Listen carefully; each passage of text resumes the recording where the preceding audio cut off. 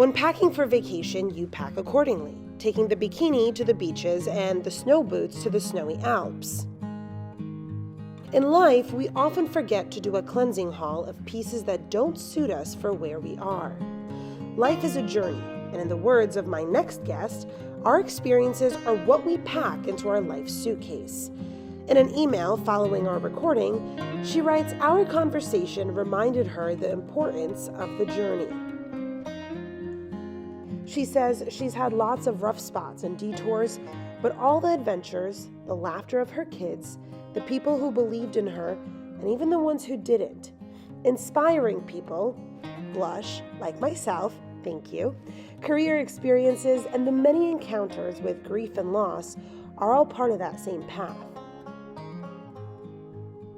Sometimes the suitcase gets weighed down by unnecessary junk. Removing the baggage doesn't make the experiences any less important. It just means you're gearing up for your next adventure. And for Katie, she says she'd do it all over again. Would you? We are all looking for adventure. We are all looking for adventure. Hey everyone, thanks for joining us. You are listening and watching, and that's okay. I am your host, Paulina Butska, and today we are joined with the lovely Katie Porche. Katie, me and you met, never in person, actually. We met through a mutual friend, Brooks David, who I have met in person. I worked with Brooks many years in Louisiana. He's a state trooper. And when this entire project came together, I said, Brooks, I want you to talk to me about, kind of your experiences. And he's like, no, but I got somebody who will talk to you. And so that is how we came to be. Katie, you have kind of a really cool story because you not only are an actual mental health professional, you have your own baggage, like every one of us. Like everyone else. Yeah. And so today's episode, we are calling it In Your Own Words. I have a suitcase. And that's okay. So let's unpack some of the things in your suitcase as to kind of how you got to where you are today. That's a really long episode because there's a whole lot. There's a whole lot, but the short of it is, I was a girl like anybody else. That was just, what am I going to do when I grow up, right? What am I going to be when I grow up? And I think I thought and explored lots of different things, and ultimately, I decided I was going to go to school to be a physical therapist, and I was going to go to LSU, and I graduated. Great. Did that whole thing, pledge KD, all this fun stuff you're supposed to do. And I started classes, and I thought, I don't know if I want to be a physical therapist. And I shadowed with someone. They allowed me to come in their office. And I just remember thinking, I'm not feeling this. I'm not feeling this. I think I'm going to do something else. And I decided to go to nursing school. And I remember when I told my dad, I'm going to go to nursing school. And he's like, okay, so you have that whole thing about shots. And I said, I know, but if they're not coming my direction, I think I'm going to be totally fine with it, and I made that decision, I think, just as a natural caregiver and, someone who enjoyed the science behind nursing. And so it was going to feed my brain and feed my heart. And there was this whole picture that I had in my head about what being a nurse looked like, right? And I finished nursing school and bought my shiny stethoscope, and I'm ready to go out and lay hands on people and save the world, because at that time in my life, I thought I was a save the world person, right? I'm going to save the world. I'm going to change the world. And that changes. But my very first day, I was working in the intensive care unit. And they said, oh, great, you're here. You're going to be paired with this person, and you have this patient. And as soon as the doctor gets here, you'll go in and tell this family that he's not going to survive. So this is a teenage guy, gotten in this motor vehicle crash. And I just had this moment of, what? this is not what I signed up for. I'm coming to save him. So this is not right. And yet I did it. I went in there. I was completely silent. I was numb. It was gut wrenching. And I left and went home and I told my dad, I don't think I can do this. And he said, okay, have you thought about what you want to do? And I said, I think I'm going to be a school teacher because I don't think I can do this. And I remember him saying, I think you'd be a great teacher and you can go check that out. But maybe you can do something about that instead. Yeah. Right. It's like, okay, so I did go and check out the school and I thought, this is not for me. And then I went back with that seed planted of maybe you do something about it. Right. And that career grew. When I'm talking about the professional side, I've worked every area of the intensive care, from little neonates the size of Coke cans to children and adults, administration, education. I started working with the injury prevention program. A great friend of mine, Jamie Smalley, came in. She was the new ER director, and she said, I want you to meet somebody because I think she has the same passion you do. That sparked the whole sudden impact program that Brooks and I were involved in. And the more I did injury prevention, the more I did trauma, and the more I did nursing, I got to a point where it was, what else can I do about this? That question kept coming back. What else can I do about it? Because once I switched into more of an injury prevention, trauma related role, I'm seeing all of these people struggling. Sometimes it's struggling at the bedside to take care of their baby because when they were 8, something broke them, right? Or someone has lost their child, or, three teenagers died or whatever. And I got so tired of going to meetings and just talking about it happening. And it just kept coming back. What are you going to do about it? What are you going to do about it? And of course, I had lots of life happening, during all those years. And in that particular time, my dad was, battling cancer, and his life, would end that way, battling that cancer. And I thought, okay, as cliche as it is, that's when you have the moment and you go, you know what, life is short. I'm not just going to come to these meetings anymore and talk about it. I'm going to change the way I define myself and my life. And I'm really going to take a step forward to do something about it, to do something different. And that's when I ended up going to graduate school. And here I am. So that is the really short, condensed version of how my career's kind of evolved. I love that you kind of talked about this metamorphosis that your career has taken over the years, and the amount of uncertainty that it took before you kind of like grew into yourself in it. Yeah. And, I think some of that is characteristic, right? Because I, in general, tend to be somebody that'll say, yeah, I'll try that. Oh, you need somebody to do that? I'll do it. I'll learn how to, because I just enjoy learning. I'm that perpetual learner, and I'll take a leap and do that. But I don't know that I understood the why of my life yet. I know I didn't understand the why of my life.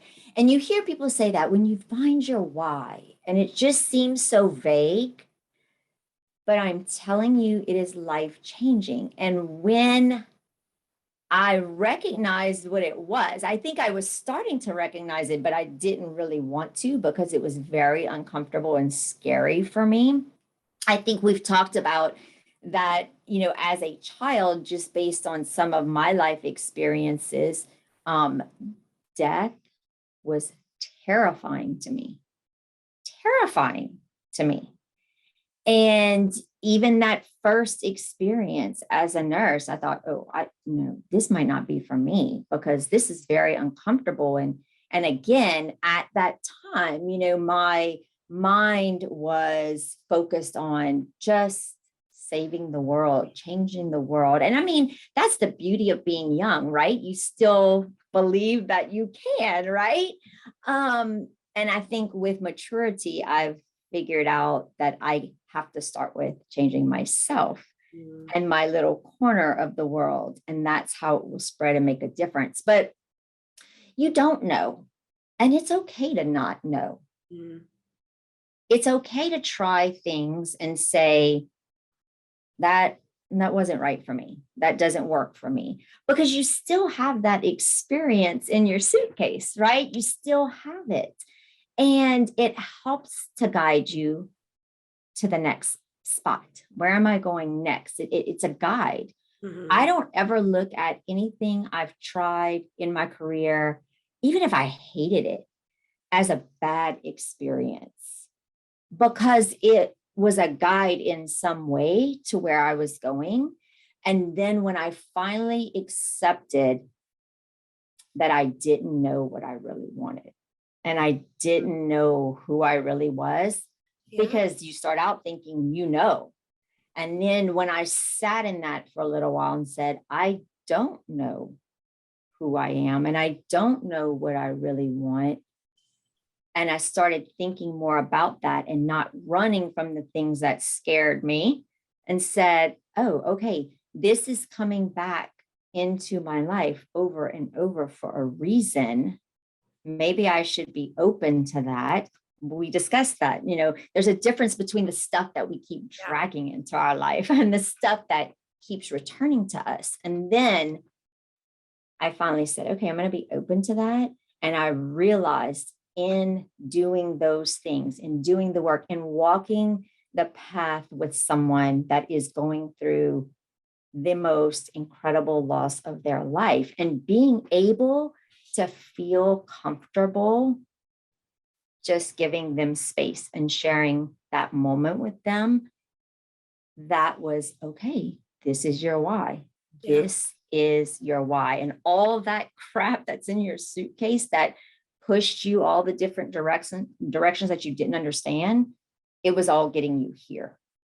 So, I mean, that's the beauty of it. We go from thinking we can change the world, we're in complete control. We realize we're nowhere near that. And then we open ourselves to what we really need to do.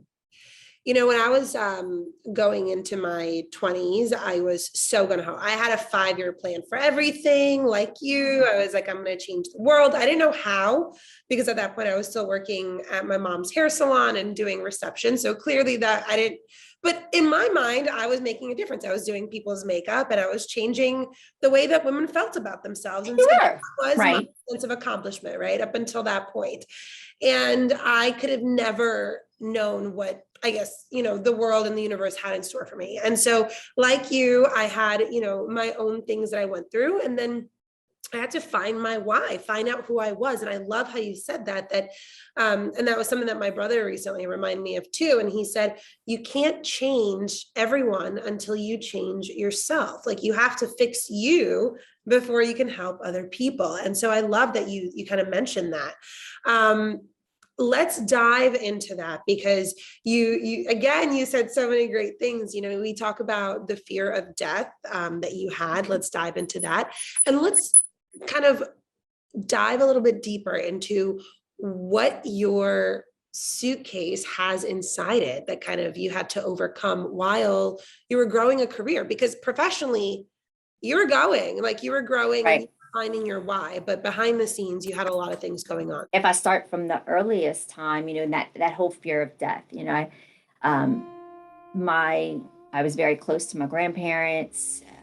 I was with them a lot because there was a lot of turmoil at home, and with my biological dad, and there was just a lot of strain and stress. And so I spent a lot of time with them.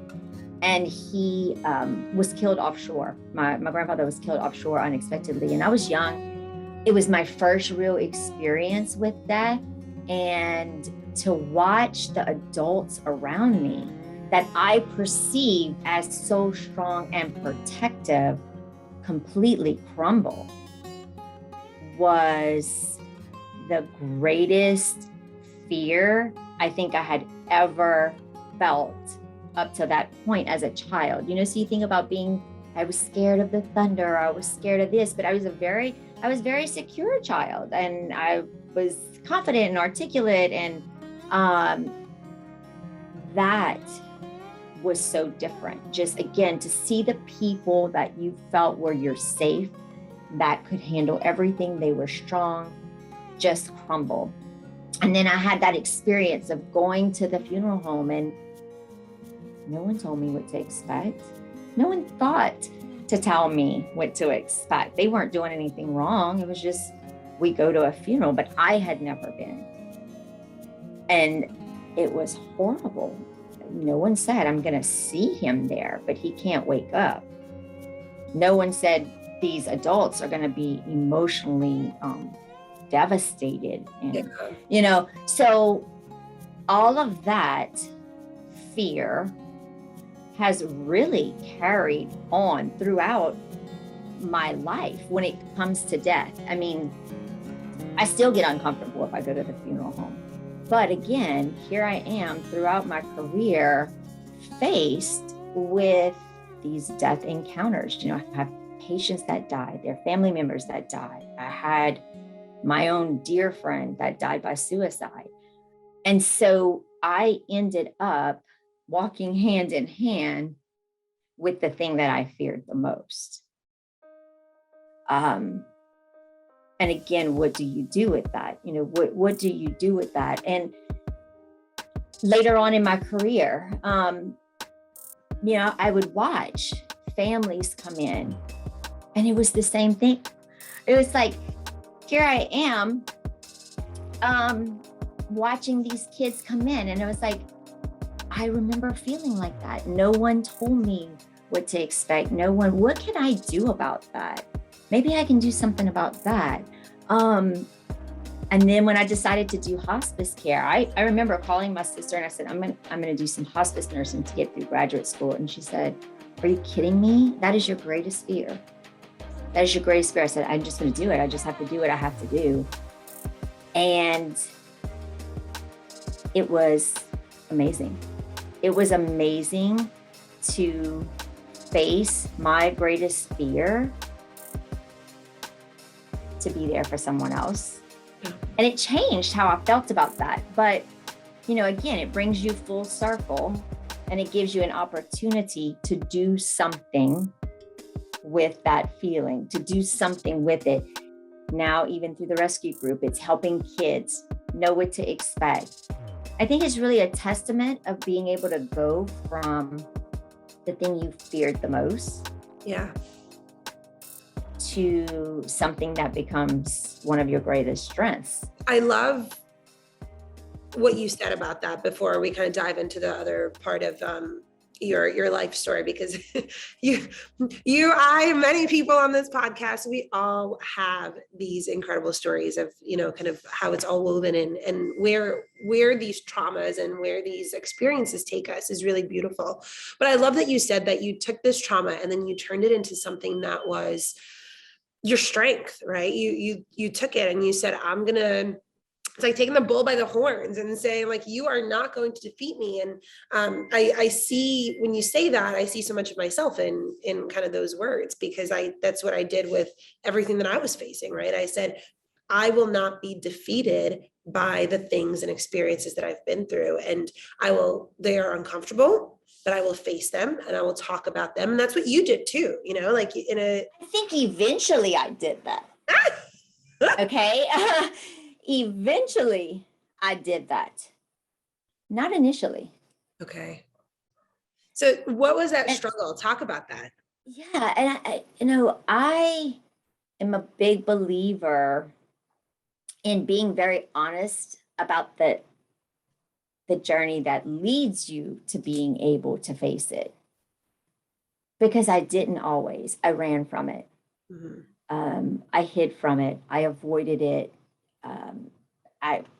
I wouldn't go, for instance, as simple as it seems, like, I'm not going to go to the funeral home. I'm not going to do that. Or I'm going to avoid this situation, whatever it might be. Or I'm going to busy myself so much that I don't really have to deal with how it feels.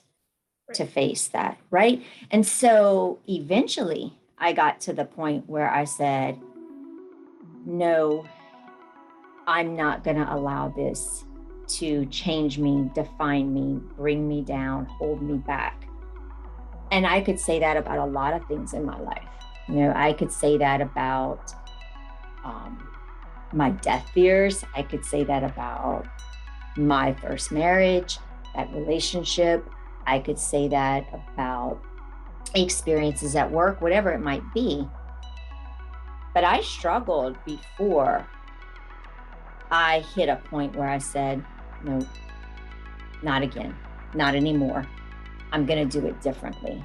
So there is a process in getting there. And I think we have to give ourselves some grace in that moment, because sometimes we do expect ourselves to be able to just stand tall and pull ourselves together and push through. And sometimes we just have to have a moment of weakness before we can do that. And that's okay.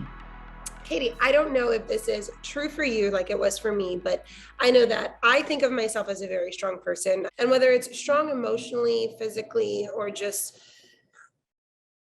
I think emotionally more than anything, I feel like I'm very tough. I can handle a lot. But I want to say that by the time I was going through my separation and my divorce and kind of leaving my last station and moving to New York, I fell apart. And I really, like you, like I had to look back and I had to take a moment and look at myself and say, what parts are not as strong as I thought that they were, because I was doing a lot of running away. I was doing a lot of things that I thought were healed. And later kind of came cascading down on me. And I had to take a deep dive into myself. So did you go through that when you were kind of going through your divorce, of like, it was one of those last moments of, I have so much other crap on my plate that this is the time when I need to figure out who me is? I definitely did. It's interesting that you say, I consider myself a very strong person and I have a strong personality and I can do a lot and get through a lot. I've never considered myself a weak person. And I would think that the majority of people that have had encounters with me probably thought the same. She's a go-getter and she, has a good attitude and she can get the job done and she's a strong person. And I am all those things. Yeah. But there was still that part of me that was struggling, and that part of me that was accepting some of the messages about me that were not okay, that were creating a place of weakness within me. And I could feel it getting bigger. And that feeling of weakness, I was not okay with. But in terms of pivotal moments, I think there were probably a few. I remember struggling with losing out on the dream of perfection if I let it end. Because when you've gone through things that are difficult as a child and, growing up, you make these decisions to not let it happen. Again, I'm not going to do that. I'm not going to do this. I'm going to be perfect as a mom and I'm going to have a perfect family and I'm going to create this and that was a hard job, trying to make everything seem perfect. And so I think one pivotal moment was being able to say, it doesn't have to be perfect and it's not going to be perfect and it's going to get messy. I think there was a pivotal moment where I remember driving to my dad's funeral with my children by myself. And I thought, I shouldn't be doing this by myself. I am a married person. Isn't that what marriage is about? I'm not going to do life by myself and call myself married. If I'm going to do life by myself, then I'm going to do it by myself. I think there was a moment where I'm sitting there talking to the therapist, and I said, I don't want to let this happen. I don't want to have my kids go through divorce and experience that. And I will never forget, she said to me, you are teaching your girls what they should accept in a relationship. And you are teaching your son that it is okay to treat a woman like this. Another moment. Okay, nope, I'm not going to allow that to happen. So I think there were several moments, but I had to put them together and decide. I guess I don't just learn the easy way, right? I gotta get a few messages before I decide. But once I decide, that's it. And so once I did that and I accepted, I can't create perfection. I have to function and be my authentic self with imperfection. And it's just going to have to be okay to be imperfect. And it's going to have to be okay to do this. And I am worth more. And I'm not going to let that weak spot grow anymore. I'm just not. And I mean, it's a tough thing. Mm-hmm. I wouldn't change it though. I'd do it again. I've had this question asked to me as well of, would you go through everything that I've been through again? And the answer is yes. Because I would not be the same person I am if I hadn't gone through that. And I mean, would I wish that so many of my, experiences were more cheery and great and happy? Yeah. Would I take away some of that sadness and just the really ugly parts of my life that were not okay? Yes. But I also realized that I would not be able to connect with people the way that I do if I didn't go through that. I wouldn't be able to help people the way that I do now if I didn't go through that. And I don't think I'd be able to help myself, honestly. Like, I mean, who are you if you've never been through anything, if you can't face the things that you've been through in the face and say, hey, I'm going to do better. Or I have to do better for me. I love that you brought that in, that, that realization for you as a mom, because I'm separated, but I don't have kids. My dog is my only child. And then my cats, but I see the difference in her from how she was before my marriage to after now. And like, kind of, I can only imagine you as a parent having to witness little human beings go through this, right? And then kind of knowing your decisions impact them. Absolutely. And I would be lying if I said I don't still have moments of feeling guilty about that. I mean, everything from throwback to when I made the decision to choose that person as my spouse. I mean, sure, I feel guilty about some of the things that they've had to endure. I hate that they have. There's truly, when someone says to you, there's no greater pain than watching your child hurt. I mean, yeah, I can appreciate that on a whole new level now. But if I sit in that guilt, I am just bringing myself down. I'm allowing that weak spot to grow, right? And so it is what it is. It was what I needed to do. And so what do I do with it? And oftentimes I will tell my kids, I want you to want to do it differently. Mm-hmm. And I am very candid with them about my experiences and where I went wrong. I have no problem saying, hey, you know what? I went wrong in allowing someone to say this to me, or believing this about myself, or letting someone else define my worth.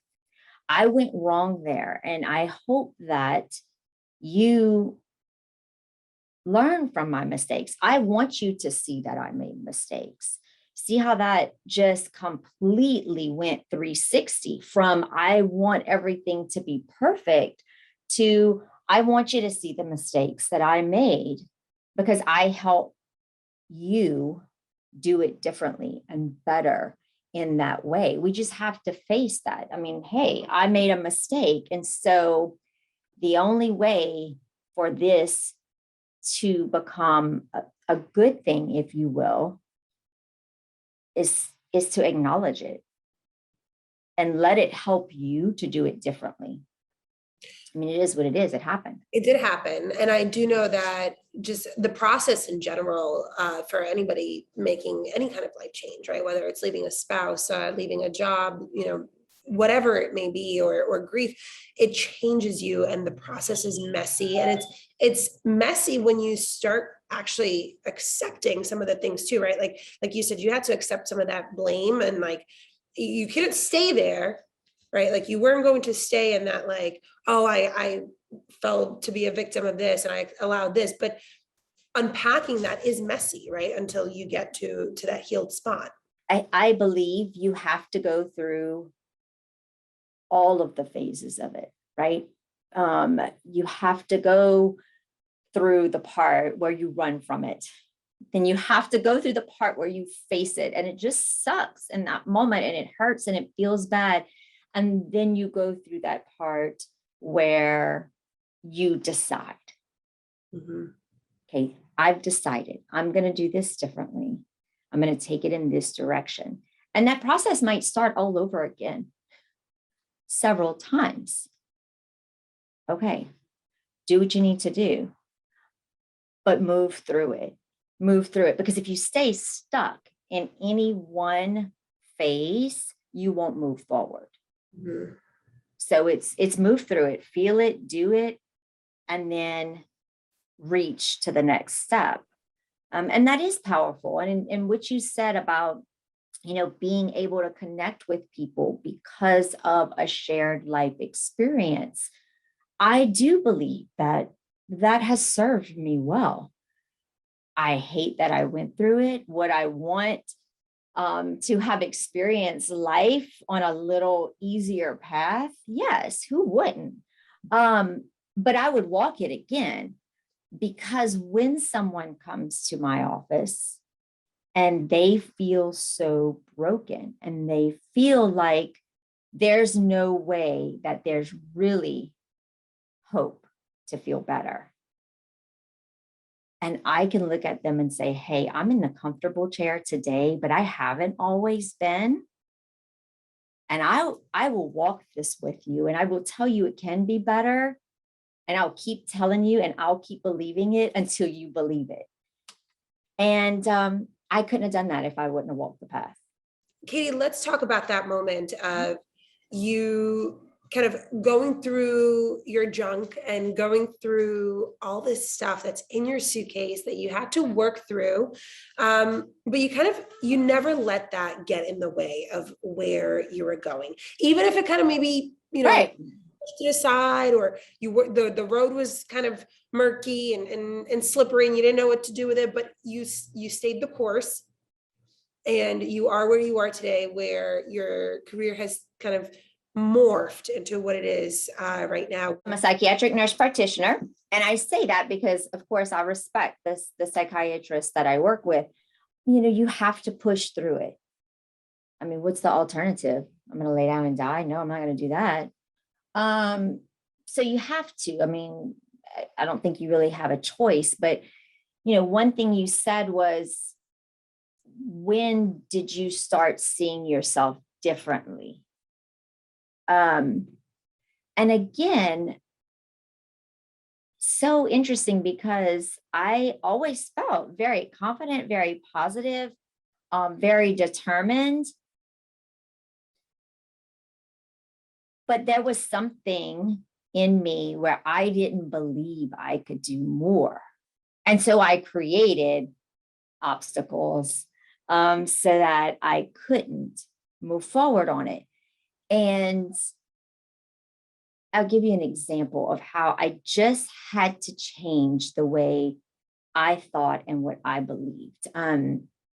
One of the things I heard frequently in my first marriage, in my relationship, was, you think you're so smart with your college education. And there was a time in my life, I almost can't believe it now, but there was a time in my life where I would physically just kind of put my head down and get quiet when I heard that. But then there was a time when I decided to see myself differently. And I was able to say, yeah, look at me with my college education. I am smart. I am determined. And I forgot about her. And there's nothing wrong with her. No, I forgot about her. But you know what? I'm bringing her back. And I'm going to show you that I can. And more importantly, I'm going to show myself. Because again, I didn't believe I could anymore for whatever reason. And I certainly am not just faulting what happened in my relationship, because I allowed that for myself. And I stopped believing it. But once I decided, no, okay, you know what? I'm going to hear that differently. Yeah, I am smart. Yeah, I do have a college education. And you know what? I'm going to go back and I'm going to be smarter. I am going to pursue this. And now I can say with confidence, yeah, look at me, because I'm smart with my college education. I'm not necessarily any smarter than the person sitting next to me that doesn't have a college education. But I'm going to be proud of what I have. I'm not going to be ashamed of it anymore. And I'm going to use it to begin doing things that make a difference. That's what I want to do. I'm going to believe I can again. And so that's important, you know, to be able to stop and turn it around, to believe something different. Because as long as you believe that you can't, or you're not worth it, you will be correct. And you will bring people that also believe that into your life. If I don't believe I'm worth it, if I don't believe I'm smart enough, if I don't believe I'm strong enough, I'm going to surround myself with people that also don't believe that about me. And I'm not going to do that anymore in my life. It sounds so easy to do. And the process of bringing it around and believing a new narrative is probably one of the hardest things that I've dealt with in the last, I want to say even 6 months of like leaving news, and the last year of leaving my relationship, rewriting the narrative, what somebody else had you believing about yourself. And what at some point you believed true about yourself. Right. It's an ongoing process though. I mean, we're like condensing it, right, to an hour, but this is years in the making. And do I still have moments where I'm not feeling myself today? I don't feel as confident. Maybe I can't.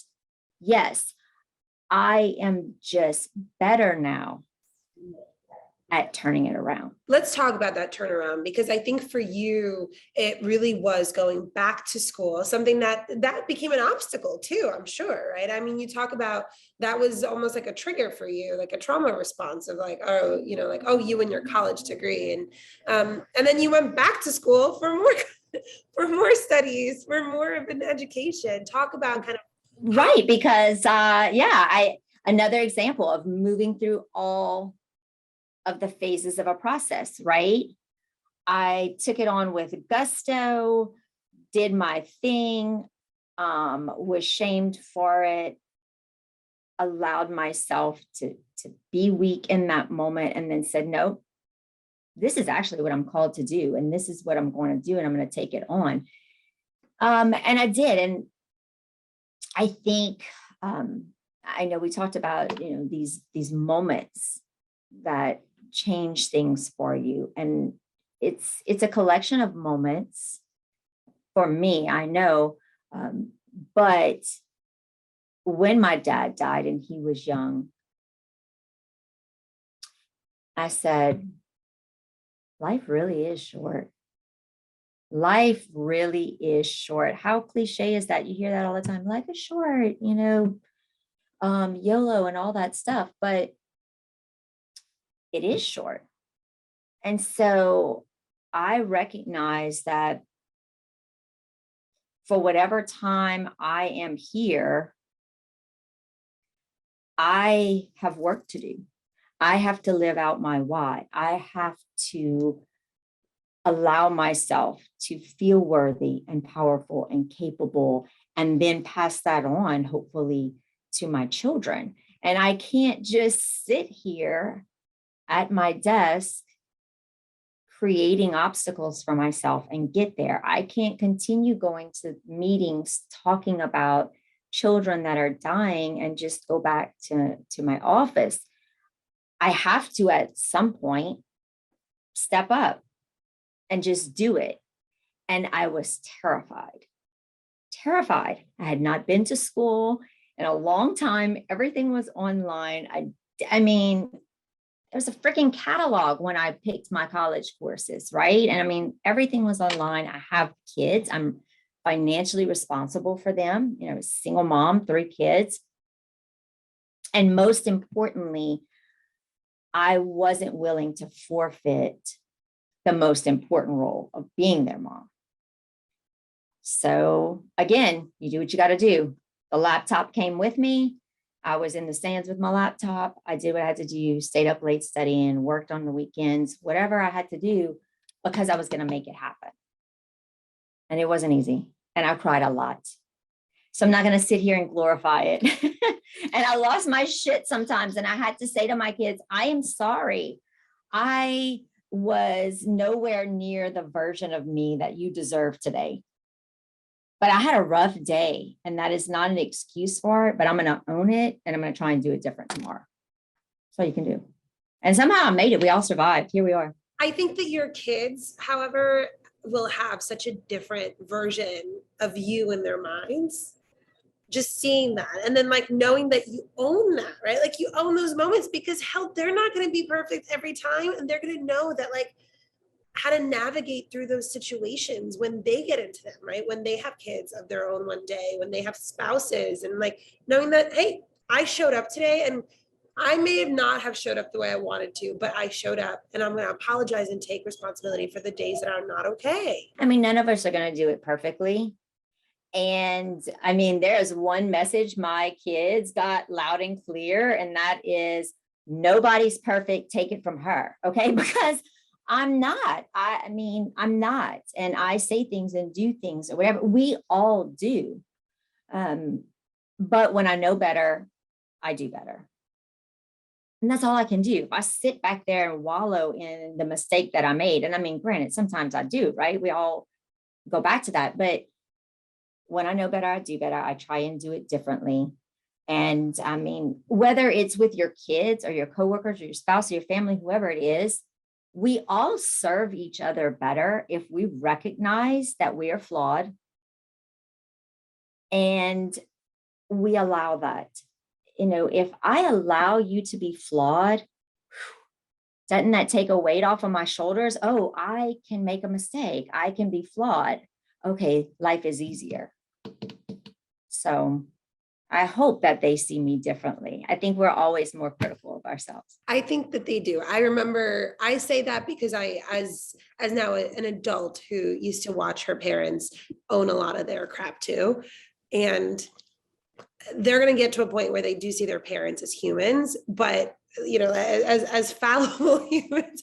But I think I look back on my childhood and I have so much respect for my parents doing the same things, knowing that like they owned the crap when they were not 100%, right? So yeah. And they'll that's hopefully they're great. So they're doing great things. Hannah is, like I said, Hannah's starting nursing school. As I'm entering my 25th year of practice. And Hannah started nursing school, and she came to me and talking about being a nurse. And I said, I need to say something to you about being a nurse. She said, okay. I said, you are going to be there with people on their very worst day and on their very best day. That is the most humbling life experience. And if you ever don't feel how humbling that is, you need to find something else to do. You need to find something else to do, because that is at the core of what we do, is being able to be present with someone in those moments and care with boundaries. But it has always been an incredible honor for me to be there in those moments. Yes, I work holidays, Nobody wants to be freaking holding the hand of their kid that's dying on Christmas. So if you get to be there with them that day, be thankful. There's a lot to learn along the way, and I hope they got a little bit from me. I would ask if there's anything that you do differently, but I don't think that you would. To answer your question, would I do it differently? I might say it differently. Okay. I might time it differently, but I wouldn't do it differently. I would do it again, because all of it, again, brought me to where I am. It allowed me to have these great kids and my husband now that I have in my life, and relationships. And it allowed me to learn. And I wouldn't do, I think, a fraction of the job that I do now had I not had those. Would I change some things? Yeah, like I said, maybe the way I said it, when I said it, what I wore, whatever. There's things you would change, but I would do it all again. Mm-hmm. If it brought me here, I'd do it again. You're in a new relationship, you're married again. And the thing that came to mind when you said that was, you wouldn't even have been the same person, or would you have even experienced the same things that you do with your husband now if you had not been through what you've been through in the first place? Of course not. And I wouldn't be the wife I am. I wouldn't be the mom I am. I wouldn't be the provider that I am. I mean, the list goes on and on. We are a product of our life experiences. That's why I talk about the life suitcase with people. When people come to see me, I say, okay, I'm going to ask you a lot of questions, because I have just a little bit of time to go through everything in your life suitcase, and everything in there is important, and it's brought you to where you are. And that is how I see the human experience with people. It's my experience. It's how I see other people. I try to remember in encounters that the way a person receives me or responds to me has more to do with what's in that suitcase than it will ever have to do with me. Ever. Because they hear me and see me through what is in that suitcase. Okay, regardless of what I believe I am saying or presenting to them. And so, yes, I see and hear things differently in my marriage now because of what I went through then. He is the same, Other relationships are the same way. My friendships are different because of the way I have seen and heard and experienced friendship in the past. So I allow myself to be different in this relationship, in my new friendships, whatever it might be, because I've learned something from what I've gone through before. We all have to do that. And if we don't, we're just stuck in it, and we're going to do it over and over and over the same way, and nothing will be different unless we allow it to change us in some way. And we do, and then we do it better, hopefully. Sometimes we screw up, but that's the beauty of life. We're supposed to screw up. Katie, any advice to anybody who is kind of going through some struggles right now, has some of that baggage in their suitcase? I guess a couple things. One, and this is for, I think, the people who might be struggling and people who may be watching someone struggle. You have to get tired of being sick and tired. Until you reach that point, until that person reaches that point,